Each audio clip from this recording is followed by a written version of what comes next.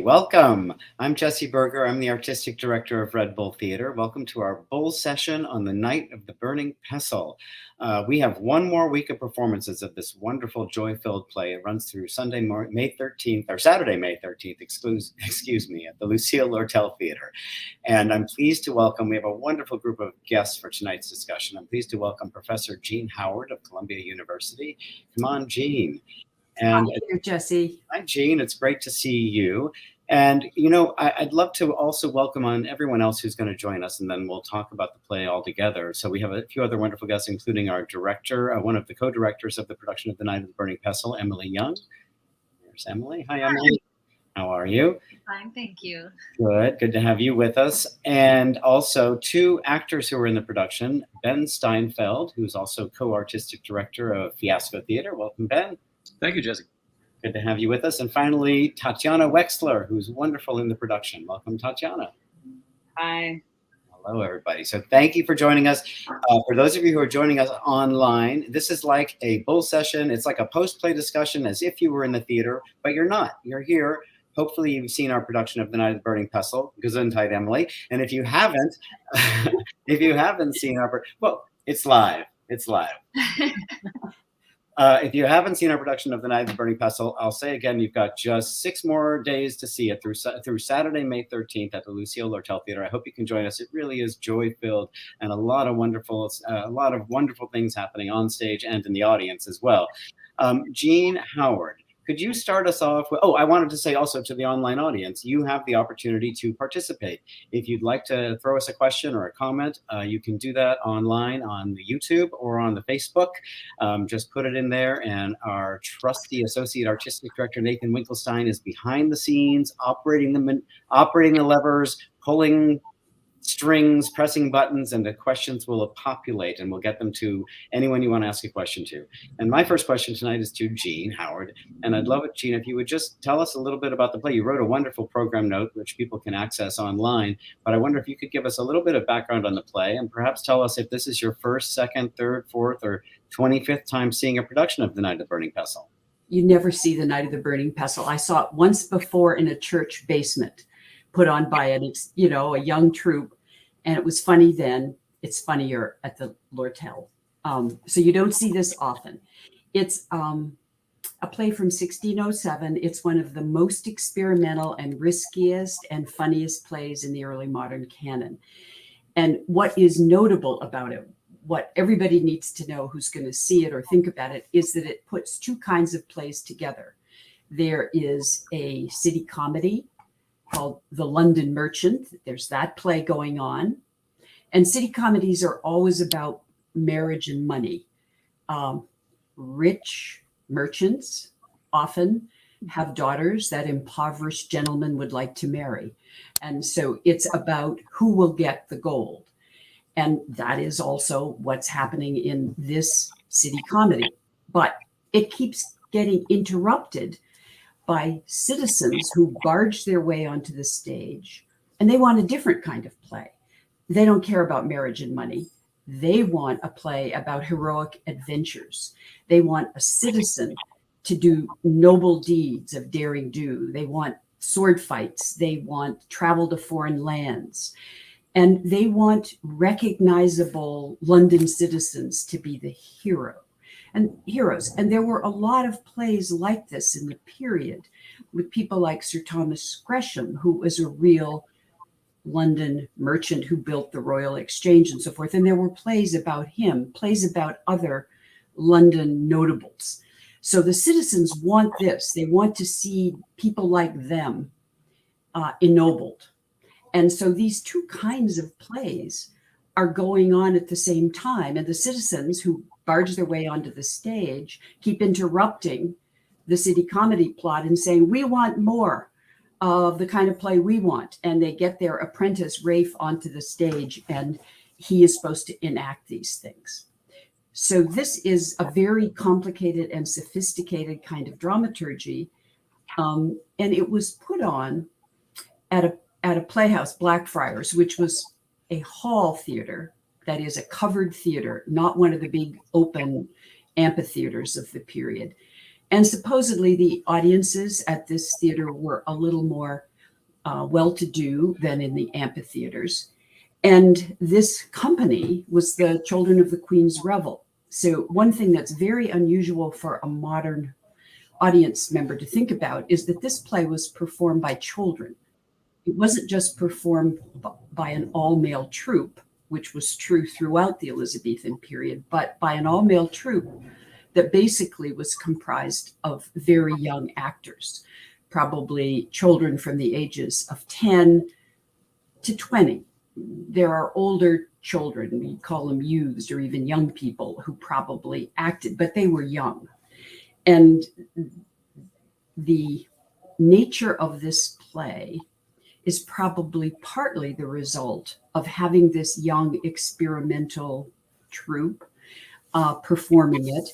And this is one of the theater companies that had the riskiest repertory in the entire period. They did plays by a whole range of dramatists, Johnson, Marston, Beaumont, a whole bunch of people. And they did every kind of play, a lot of them pushing the boundaries in new genres. So it is very understandable that this was the company that did The Night of the Burning Pestle, probably in 1607. And maybe that's all I should say. I can talk more about Boyce companies later and how we see that this is a Boyd company play, but we can wait on that. That's really a great beginning for us, Jean. Thank you. And I'm very interested in how this sense of playfulness that young people bring to it is certainly something I feel every time I see the production. I wonder, Emily, if you could talk a little bit from the director's standpoint. I know Noah couldn't be with us tonight, but you co-directed it with him. And maybe you could just speak a little bit about your creative process and what the entry point was for you and the team on this production. Yeah. Well, and thank you, Professor Howard. That was really wonderful, and is always so enlightening to us to hear these, from someone like you, and see how creativity adds to the scholarship. So that's really exciting. Well, so we had done a workshop with, Red Bull 3 years ago, and Noah had brought the play to the company, and and though it was a hard read on the page, sort of saw a sparkle in it. And when we read it out loud, we realized that it really is the type of play that happens in the rehearsal room and not on the page, really. And so we were laughing, and we were it sort of exploded into the room. And this was all right before the pandemic. Mm. And so coming out of the pandemic, knowing that we had this opportunity, we thought that it was even more important socially and in our theatrical community to bring a comedy like this it's so outrageous in certain ways and gives you like carte blanche to try and make it soar, because as Professor Howard says, no one's ever seen it before. So we're kind of creating it from scratch, but feeling that it's an important, part of the work to be giving the audience the opportunity to laugh and to, especially as theater is slow going, coming back, to provide the opportunity for mirth, which the playwright, really drives home the point that that's what he's after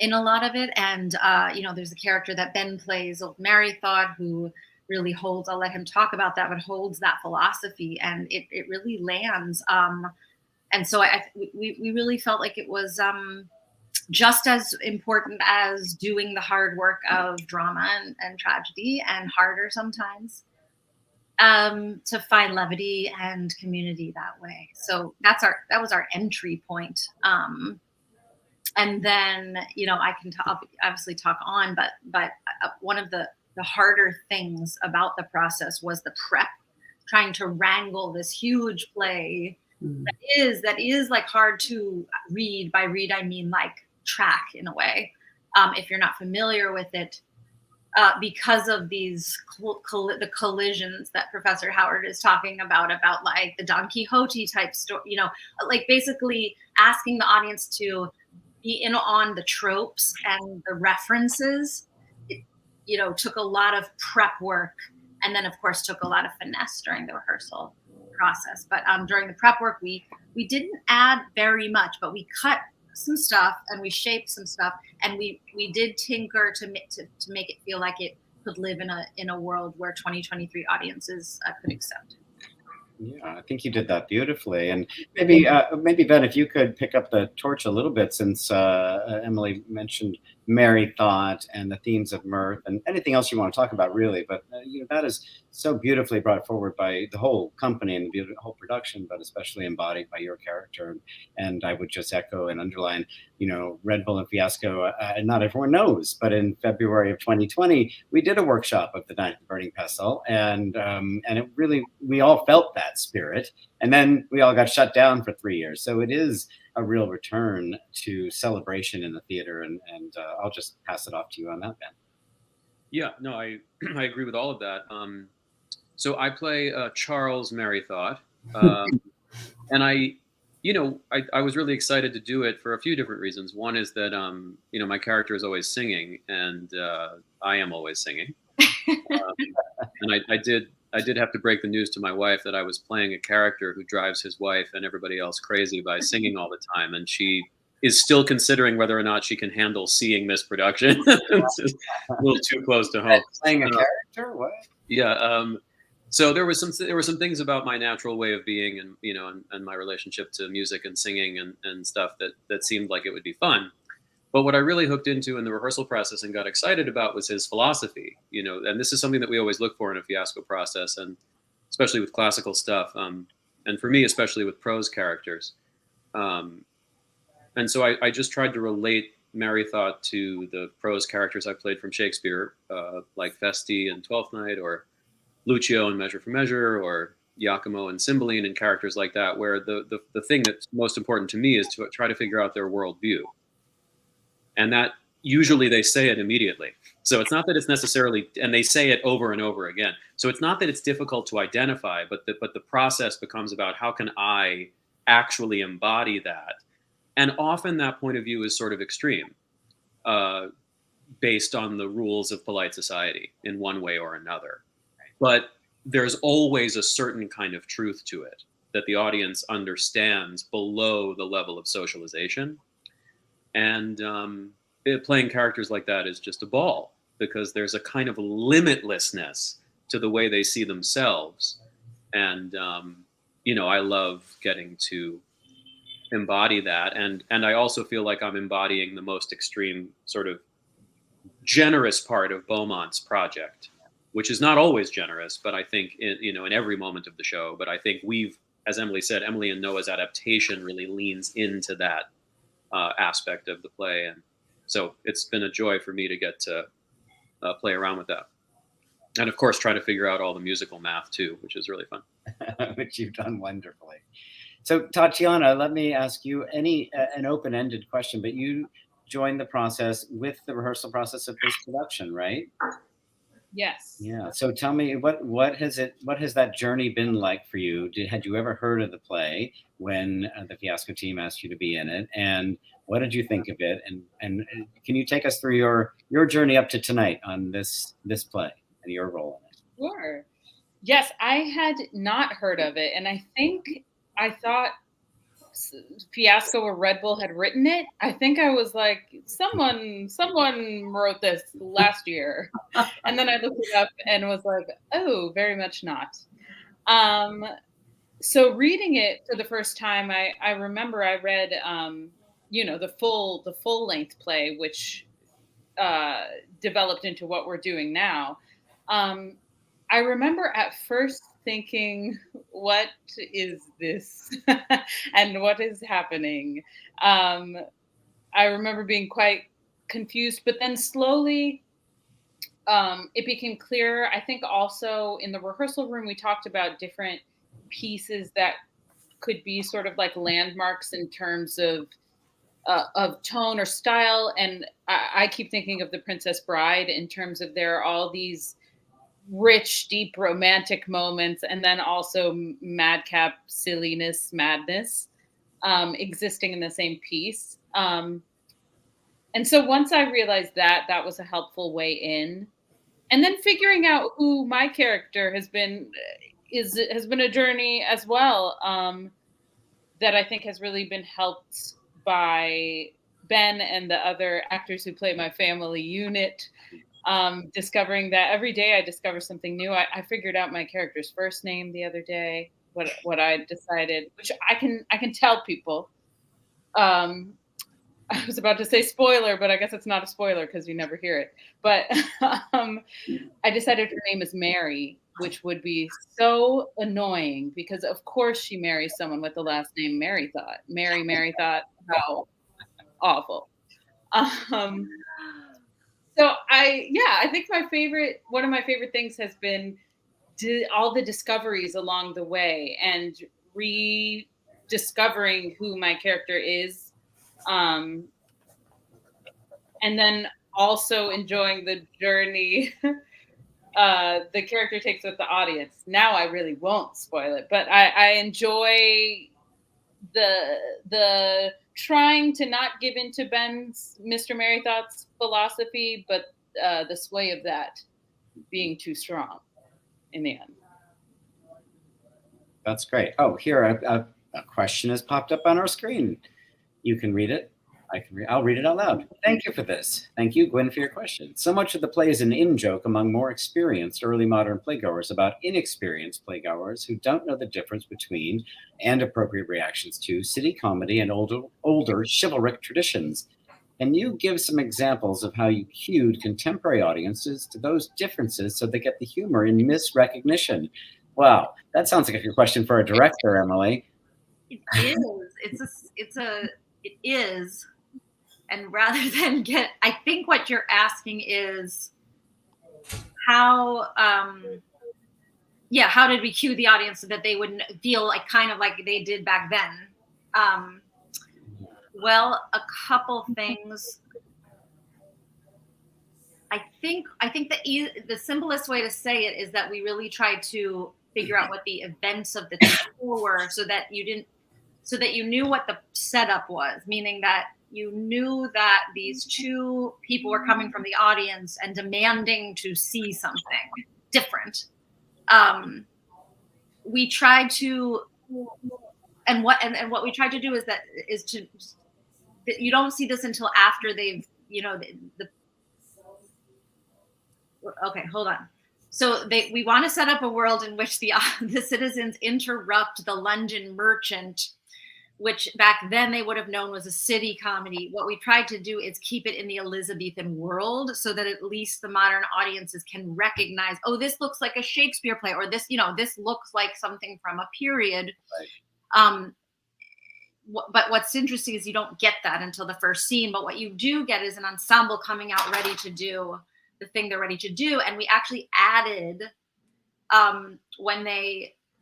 the first line the ensemble says together is the London merchant. That doesn't exist in the original play. So we wanted to give, and especially because Fiasco has a tradition of coming out and doing things together as a group, like whether it's a song that introduces the play or, a unison, basically a hello or a unison, like an Into the Woods, I wish, was the beginning. So we wanted to play on that legacy as well.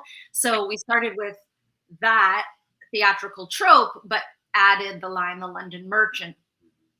And then hopefully you get the content of what the citizen is demanding, which is to see a grocer do rare things, which is just, and that Rafe, their apprentice, is going to play him. Hopefully the staging helps with that.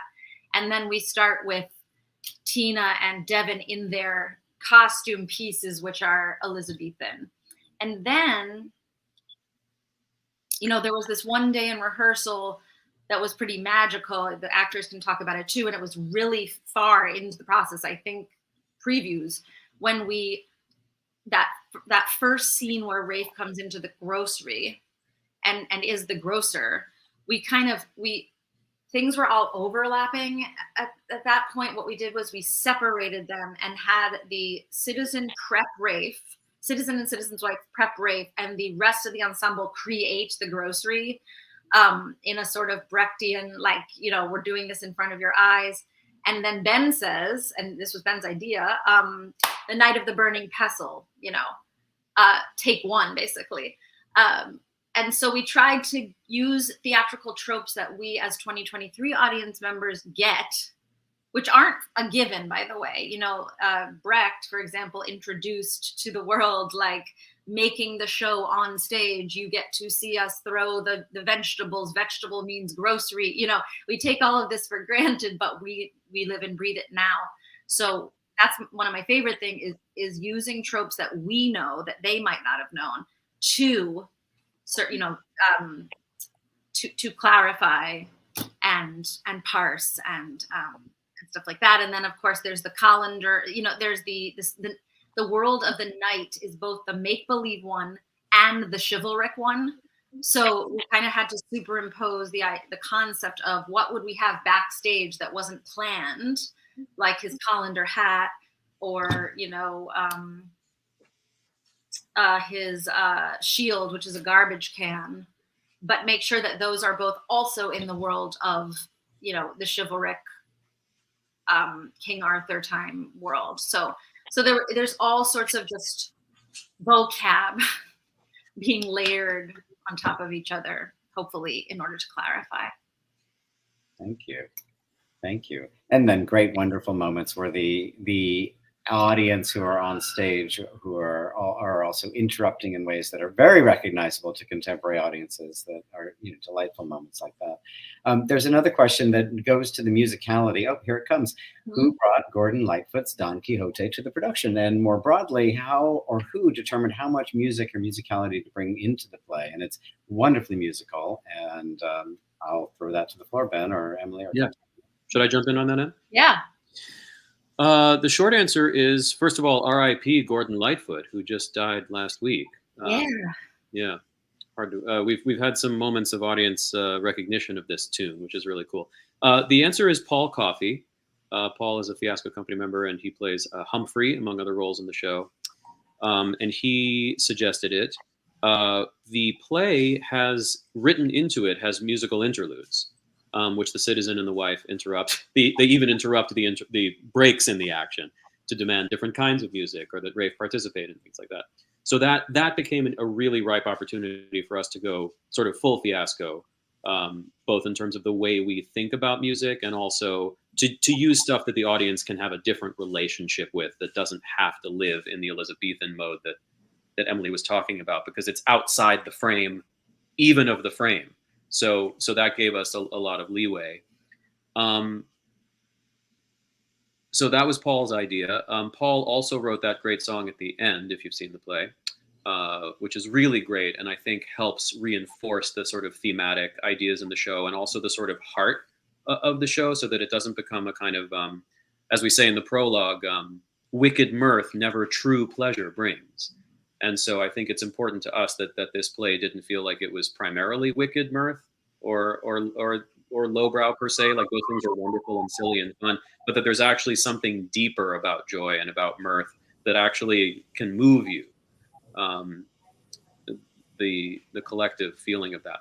And in most of the Fiasco productions of classical plays, Paul and I and the other musical folks in the room kind of navigate our way through throwing a bunch of material out there. I always like to have some musical material from the period, which often in our case is like, Renaissance vocal music, a cappella music, partly because it lends a certain virtuosity to the proceedings that sort of lets the audience know they're in good hands and that these kinds of things are going to happen. But also, and because we have Tatiana and Royer and so many people who can do that in this show, it seemed like always a good idea to let people do the full scope of what they can do as performers. But also I feel like it tunes our ears up to the sort of linguistic stuff that's going on in the play and takes it to another level. If you're hearing sort of music from the period, for me, it always kind of helps get me deeper into my listening of the language too. And I think this does that. And for me, the kind of natural extension in the modern world of that kind of music is folk music. And so there's always been a kind of interplay in Fiasco productions between sort of a cappella music from the period, stuff that feels kind of pastiche of old-timey stuff, and then a certain kind of American roots music and folk music and acoustic music. And again, for me and Paul and for the Fiasco kind of point of view, one of the important things about these musical styles is that they're all acoustic. They're without mitigation and amplification and microphones and stuff. And so again, everything you're hearing in the production is coming from the stage. There's all the sound effects, all the Foley, all the background music, all the underscoring, all the musical interludes. It's being done in real time by real people in real response to each other. And so that creates a kind of chamber music vibe that just sort of reinforces the ensemble dynamics of the theatrical work and the acting work. And I just think it pays dividends over and over again. Can I say too, Ben, I really loved the music in this production. I thought it worked fabulously. And the boys' companies, of course, were particularly known for singing, partly because many of them came from chapels, where they had sung ecclesiastical music, and then they moved to the stage as performers. And unlike the Shakespearean stage, they divided acts or parts of the play by musical interludes, so that the sound-filled nature of this production is both very true to the period, and the virtuosity of the boy singers was often noted, but yet it's been updated in a fabulous way, the mixture of styles. I thought it was just fantastic. Thank you very much. Yeah, that musical tapestry took some time to figure out because it, as Emily pointed out many times, I think very, very intelligently in the process, being able to do anything is actually a really hard frame of reference to operate in. Usually we're used to working within these kind of narrow parameters that release a certain kind of creativity. But once the theatrical grab bag is open and you feel like you sort of could do anything, it's hard to know how to have an eclectic group of choices that feel appropriate to the sort of mayhem of the production, but that don't make you feel like you don't have any grounding in anything. And so I think we ultimately found a nice balance with that. And I think you're right that the sort of soundscape helps too. It's not just music. It's underscoring, it's Foley, it's the clap of horse hooves. It's the whole sort of tapestry, which is another thing we always like to try to make happen. Yeah. Speaking of horse hooves, is the horse their favorite character that important in the 1607 play, or is she a fiasco elaboration? The horse is played by Royer wonderfully. Yes. Professor Howard? No, I'm just kidding. I think she knows the answer to this, but I'll say, so the horse is not in the Beaumont play. Right. So she is a fiasco elaboration. Basically, the knight invokes two characters, the squire, which we kept, played by Ben, and then a dwarf, which, I think was sort of recognized back then as the stereotype of that, chivalric world, the sidekicks and stuff, but we just didn't feel appropriate about it. It didn't appeal to us. And what came right to our minds and made us giggle was, what if it's his horse? Because also Don Quixote, Don Quixote's horse is very important. It felt like the right sidekick. So of course, in fiasco fashion, we, rather than think of the challenges that this poses, we think of the opportunities, like with the one you see here, that it poses. And of course, Royer also played around with it a lot. And I feel like she did such a good job at not hamming it up and also embracing the comedic proposal of it. So definitely.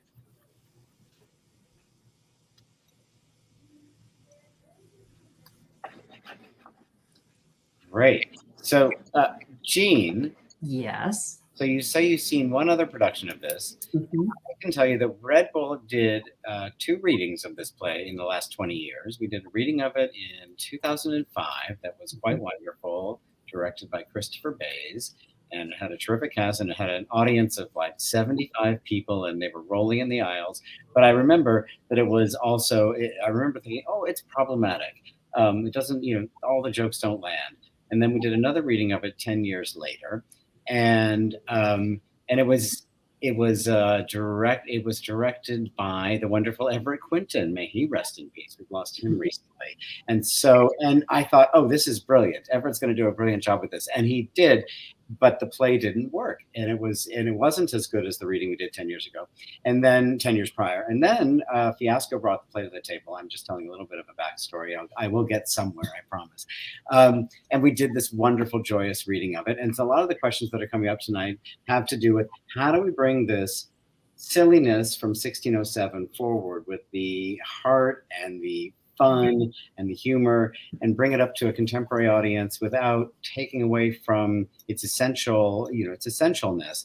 And I actually don't know what my question is so much as I think that the Fiasco team really have done that, and I hope audiences will join us for it. And I wonder if my leading comments have led you to any insights at all, Jean, or anyone else who might want to share about your experience in going through the play. I mean, now I feel like I have a little, maybe more depth of knowledge as a practitioner than most people with The Night of the Burning Pestle, and it's come to life in such a beautiful way.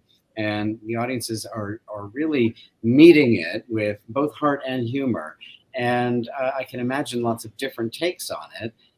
But I wonder, go ahead, Jean. I see you're about to say something insightful. Well, I do think it's important to shorten it and to take out some of the most topical things that are hardest for an audience to get. And I think it's been shortened very intelligently. But it's also important to capture the love of play and the love of theatricality, because that's what really drives this. And the Rafe character and the citizens on the stage is the true innovation here. In hall theaters like the Blackfriars, gallants sometimes sat on the stage. It was a very privileged position. They were elite. They often paid for these positions. What is so unusual is that a citizen and a citizen's wife and then the apprentice are the ones that jam themselves up onto the stage. And, that was very unusual.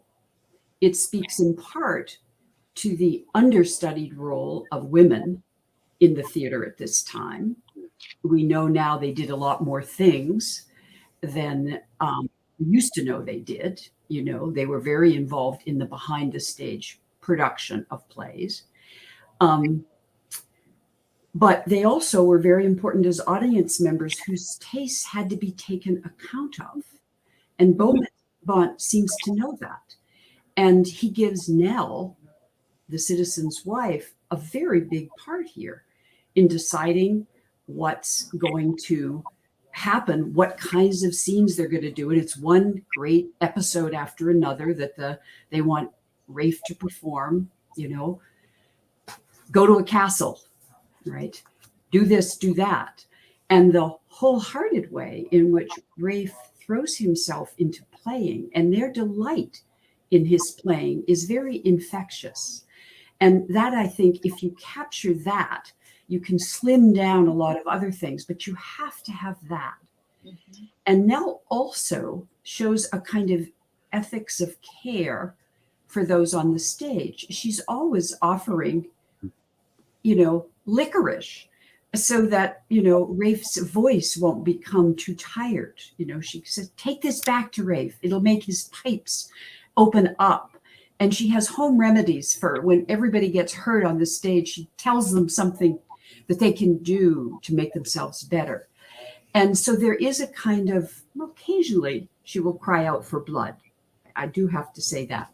But most of the time she is medicinal, like an herb woman in her care for everybody around. So I think it's very important, the propulsive joy of the citizens and Rafe that holds this play together. The London Merchant is a little bit harder, I think. It is also very, very funny, and it makes fun of, stupid suitors, and it makes fun of people who are only after money. It makes fun of a lot of things. It doesn't have the complete irreverence and the breaking of constraints that the Night of the Burning Pestle has, that plot. But here they're very well balanced. So Yeah, That- my first thoughts about That's that. really helpful. And just building on that, Tina Hansen asked a question that perhaps you know. I think Noah mentioned this at our first rehearsal. Is it accurate that the play was not a success when it was performed in 1607? That it took 400 years for it to be successful? Well, yes. Beaumont himself said that it wasn't well received on the stage. And there's been an enormous amount of criticism on this point. And people have said various things, that the satire for a Hall house was too broad. They wanted a more sophisticated kind of satire. That's one kind of theory. My own sense, I share with Lucy Monroe, the woman, young scholar, very good, who's written a book on the children of the Revels as a company and looked at all the plays this company puts on. And it's a fabulous piece of scholarship. And her argument is that the bringing together of these two very different generic types, the Don Quixote chivalric romance and the London comedy, that sustained interaction between the two was a generic experiment of such boldness and such riskiness that audiences really had trouble processing it the first time they saw it. I think that is a view I think is pretty reasonable. I also think it is possible that there could have been simply a bad performance. I mean, I think that theater is very, I don't know. There's a lot of luck involved in what gets liked and what doesn't. So I don't spend a lot of time thinking about why the play was not a success, because I think many things that might have caused it not to be a success we don't know about. Maybe their star actor was out of the troupe for a month with the plague or whatever, you know? Right. Well, I have a question. This keeps popping into my mind. I know it's 1607. What about the Christopher Sly intro to Taming of the Shrew? Is there any, how does that relate to what you're saying about this being radical in its convention? That is a radical experiment by Shakespeare when he does a couple of scenes at the beginning and then has Sly return once or twice between acts. Mm-hmm. But that's an old folk tale, shrew taming tale, that is then juxtaposed to a more realistic working out of shrew taming between two characters in a farcical mode. But you don't have two things continually piercing one another in the way you do in The Night of the Burning Pestle, where you'll do one act and then, or one scene, and then you'll have an interruption by Nell who'll say, do something else. You know, it's the sustained nature of the interruption, which is so generically and theatrically unique about this play. We don't find anything else like it before 1607, really. The Taming of the Shrew is a very pale version of this. Right. So folks online, oh, there's more questions. I was just about to say, if you have questions, keep them coming. We've got about 15 minutes left, 20 minutes left of our conversation. So if you have questions, please bring them on now. Patrick O'Connor would like to know a little more about the Don Quixote connection. I'm interested too. The first part was published only in 1605. And I know there's a lost play out there, or a play out there called Cardenio that also deals with the Don Quixote story. Jean, I think we need to turn to you for the expert. Well, the problem is that it wasn't translated into English until a year after this play was on the board. So not many English audience members would have known it.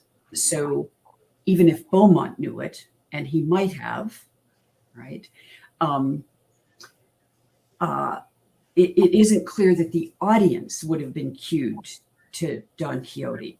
And what we have to remember is that this was an age through the 1590s in particular, when there was such a vogue for popular chivalric romance in London, that everybody would have read chivalric romance or heard it read.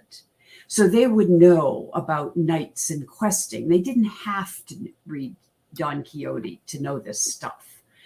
And that it is a parody of that kind of quest simply means that Beaumont probably had read Don Quixote and decided he would do some copying. Or maybe it's entirely original, and two kinds of parodies of this very popular romance, chivalric romance genre, were developed at the same time in two sites.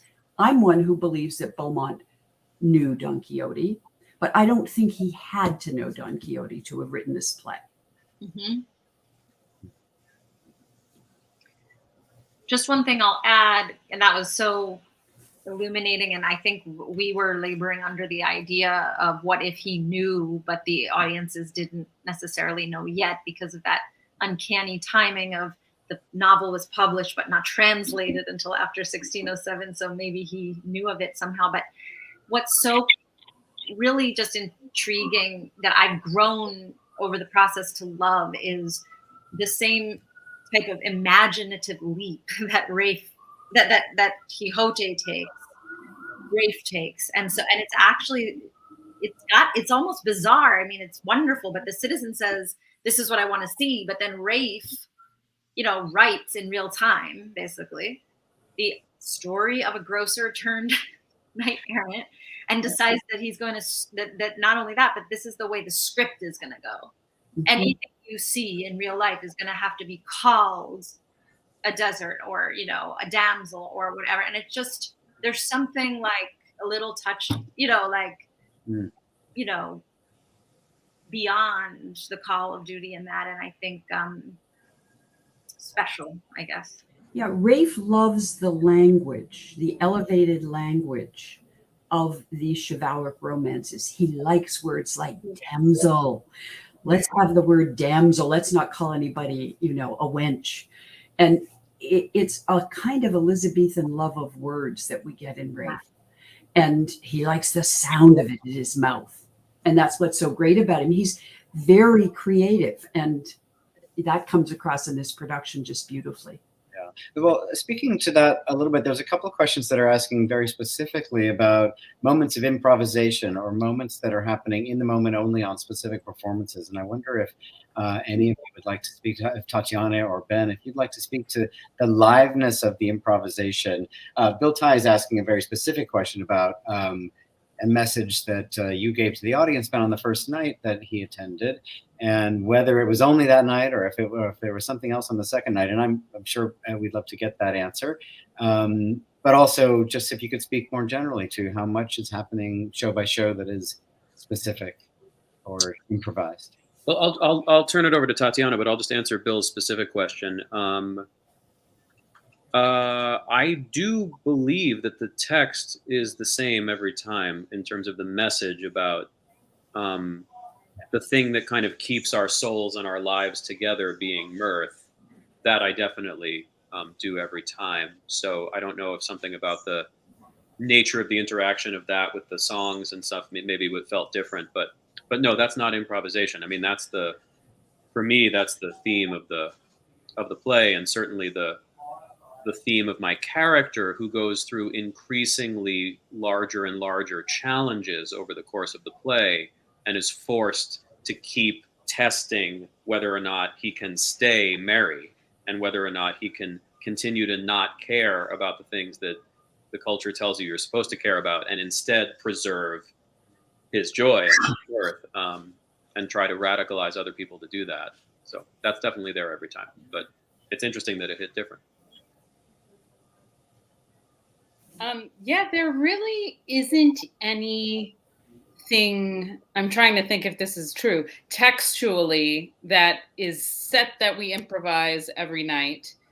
There are moments, and I think the biggest ones are the group responses to the citizens and wife's requests, where when we're working as a collective together, the little in-between moments or things we say that maybe the audience doesn't fully catch and isn't supposed to, that is fresh and live every night, which I think is great, because those moments I think really need to feel fresh and live, because the scenes of the London Merchant as a troupe, we've rehearsed it, but those in-between moments have a real liveness to them. And then there are parts of the Night of the Burning Pestle scenes that I think have a feel of improv to them, but we don't actually improvise unless, unless someone is finding their way through a line, which happens because it's like if they, forget a line or something. But I think that's an interesting aspect to it, is there actually is not that much literal improv. Our characters are improvising. And it may be true, Ben or Emily or Tatiana, correct me if I'm wrong, if Bill saw the very first preview, he might have seen something different a night or two later, because there were changes during that week of performances, certainly, that were happening in rehearsal. No doubt. And another very specific question from Patrick O'Connor, who asked, as a Brooklynite, I'd be delighted to know whose idea it was to rename the musical ensemble The Winds of Gowanus. I think Noah and I, that was just one of the ones where, like, hour 7 of sitting at our desks writing the adaptation, we were like, it needs to be something, because it was the winds of, what was it? The winds of, I forgot, I'll get it. But we just thought we wanted it to sound, the word to sound as, heightened, but we just picked something where it would be across the river. Oh, because he says, get me the winds of Gowanus. This amount of money will probably fetch them across the river. So we thought, what river do we have? It's the it's the East River. It's somewhere in Brooklyn. This hipster band who he loves. So we thought Gowanus was a funny name. And it is. I'll find. Let's have the Waits of Southwark. So we figured out what Waits was. The woodwinds, and Southwark is across the river. That's a good substitution. I'm sorry if I mispronounced your name. It's Evie Mayer, who really loved the play and managed to get 3 friends to see it. Thank you. We appreciate that. But feels there's not enough time for her to contact other friends before it closes. Is any chance of it being brought back? I'm sorry. This is it. One more week. You've got time. Tweet, Twitter, Insta. I hear there's a thing called, I don't know. There's a thing called TikTok. Oh, we're way out of our depths now. You can email. I hear there's get on the phone. Anyway, thank you. I wish we could run longer, but we must close on May 13th. And so I hope you can get more friends to see it, and I hope you all can come see it if you haven't seen it, or if you have seen it, I hope you come back. It really is delightful and joyful. And I think, as Emily or Ben, I think you said something about what was it? The joyful mirth, that true. I think you said the original thing was the wicked mirth, the truthful. Oh yeah, no, just it's part of the prologue, right? The prologue to the London Merchant says that wicked mirth never true pleasure brings, but honest minds are pleased with honest things. Right. And it's just a little moment that lets us understand that, yes, sometimes somebody's slipping on a banana peel and we laugh at that. Or as Mel Brooks said, comedy is you falling down a manhole. Tragedy is me stubbing my toe, right? It's like, so there is some of that, but that actually this play is trying, and I think achieving, a different kind of satisfaction and a different kind of joy and a different kind of pleasure, which really has to do with the sort of the nature of the ensemble commitment to making this thing happen with generosity. That is an act of generosity that's not wicked, and all the other things that happen in the context of the play and the music and the romance and all that other stuff that makes it feel like it's got more going on than a typical farce. Yeah, I feel that way very much. And I feel that people who see it once want to see it twice. I brought a whole group of students and a lot of friends, family, and so many of them have come back to see it a second time. It's just wonderful. It is so much fun. Everybody should see it once and preferably twice. I agree. Thank you. This is great. I totally agree. And I would just say, I mean, of course, we're partisans, but we don't say this about everything. And it is a real opportunity for, I think, true joyful mirth and real sincerity and heart in the theater. And oftentimes, especially in the New York theater, there can be a lot of cynicism. And as we come back from the pandemic and as we re-embrace what live theater means, I think I'm really proud that Red Bull and Fiasco came together to do this play that's about creation and imagination and sharing joy and sharing really the love of what we do together. In that vein, I wanted to just sidebar. I'm sorry for a second if I'm throwing you a curveball, Ben, but as co-artistic director of Fiasco, if you do want to talk about anything that Fiasco's got coming up in the next 3 to 6 months, this would be a great opportunity to do that. I'm going to take a few minutes and talk about what's coming up for Red Bull as well. And this conversation we've got 10 more minutes. So this is just a brief moment where we talk about what Fiasco's doing and Red Bull's doing. But if you have other burning questions for the Night of the Burning Pestle, please populate them now before we sign off. Yes, I'm happy to do that. And then I'm going to quickly grab my charger because my computer's telling me I may not last for 10 more minutes. We are doing a full production of Shakespeare's Pericles at the Classic Stage Company this winter. Tatiana and Emily are both in that as actors, and I'm directing it, and I have a little part in it as well. And that's wonderful. It grew out of an internal initiative that Fiasco started during the pandemic called Without a Net, in which we produce a workshop production of a show in a rehearsal room, but it has some design elements, and we sort of do the whole thing, but it becomes a kind of open rehearsal after about 2 weeks. And we do about 10 performances, and the audience is meeting us in process with something, but in process with something that's on its feet, in process with something that's in space, in process with something that has some design elements. And it gives us a chance to find out what we make of it and what an audience makes of it, rather than doing a kind of like private workshop and then suddenly having to find enough money to do a full production, which we don't have. But Jill Rafson from Classic Stage came to see that and got really fired up about it and offered us a slot next season, which we're just so thrilled about. And they have a beautiful thrust stage, and the way we did it originally was with a thrust configuration too. So we're incredibly excited about that. And we'll also have some smaller programming in the fall, I'm sure, as well, that we'll announce later. It's very exciting. And I can say that I saw the Without a Net Pericles, and it's just beautiful in its conception and execution. It's going to be wonderful at the CSC space. And that's a play that I love, and I'll be there on, maybe not opening night, but I'll be there. I hope you will. To see it. I love it very much. And it's very close to my heart and Red Bull's heart, because it was actually the founding play of Red Bull Theater in 2003. We are coming up on we're just finishing our 19th season. So it's almost 20 years exactly to the day that I started rehearsals for a production of Pericles. And I'm bringing that up not for sentimental reasons, but because we're about to have a gala coming up on Monday, June 5th. If you're into galas, please join us. We're kicking off our 20th year at Red Bull Theater. We'll be honoring Julie Taymor. This is a great opportunity for any of you who'd like to join Red Bull and celebrate with us and be with some of our company members and help support the work that we do as we try to plan our upcoming season. We'll be making some announcements at that time. Also, we have coming up on Sunday, May 21st, speaking of workshops, we have a workshop that's starting on Sunday, May 14th, and it is culminating with a public stage concert performance of Medea Reversed, a new version of Medea, a rap version by Luis Quintero, directed by Associate Artistic Director Nathan Winkelstein, and it's going to take the roof off the Lucille Lortel Theater. And I think they need to renovate anyway, so you might as well. They've got wonderful new seats in there, but there's other renovations to do. So this musical is going to take the roof off the joint with Medea. It's going to be great on Sunday, May 21st at 7:30. So I hope you will join us for that as well. And again, everyone, you have 6 more minutes to get your questions in for the Night of the Burning Pestle, and 6 more days to see the production of the Night of the Burning Pestle. So please get your tickets now at redbulltheater.com for that. And Tatiana, Ben, Emily, Jean, any last parting thoughts? I'm going to leave a little open air in case anyone online wants to ask us any more questions, or if you have anything else you'd like to say about anything. Okay.